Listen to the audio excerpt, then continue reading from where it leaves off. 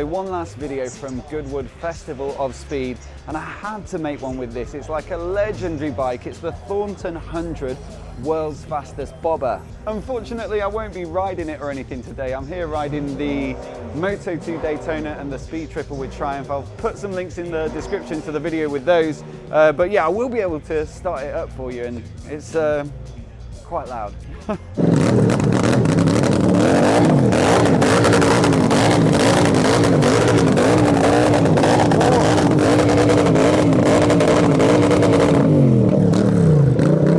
I'm suing Thornton 100 for a new pair of ears.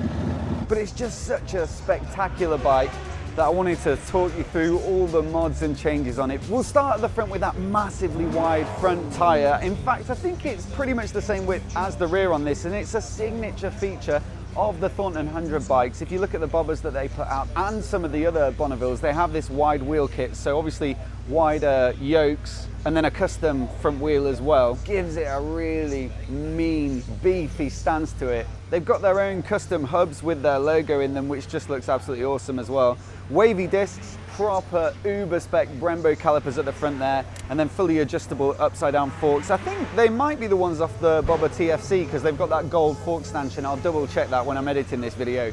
Was that right? Moving up a bit, you've got the original Bobber headlight there. I think it's a nice touch to keep it because it gives it the same overall form. It's just kind of like on steroids. Now you may have already noticed you've got a couple of NOS cans here strapped to the swing arm and a few associated parts here, and I think that's one of the reasons that they put a custom TFT dash on this bike so that you get some metrics about that kind of thing. Certainly gives it a bit of a more modern look in the cockpit. And then you've also got these Moto Gadget mirrors. They're not actually glass, they're just super polished. No rim on them, they look really clean, and then the Moto Gadget bar end indicators.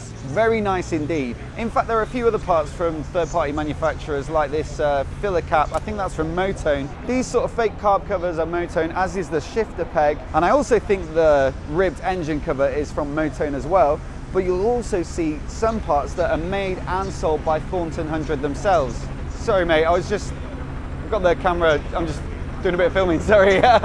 So yeah, there's a few parts that Thornton make themselves and sell on their website. So if you've got a bobber, check out their website, because stuff like this swing arm mounted license plate holder, it's a real thing of beauty, as is the Shorty chain guard. And they also make these incredible paddock stands.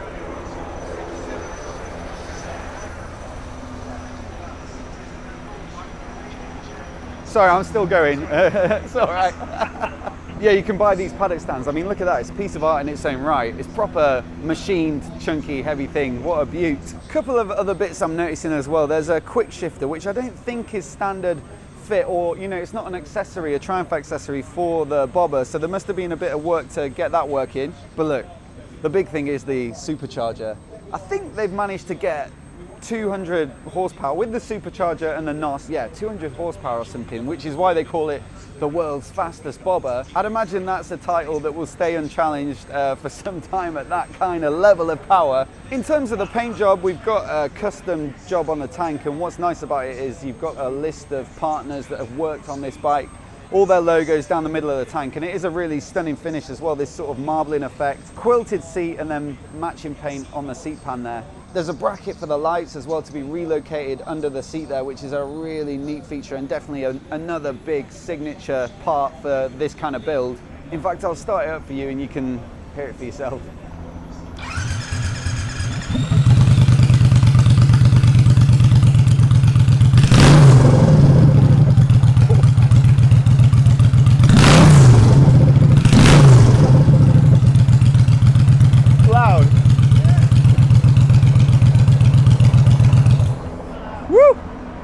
Sorry, mate.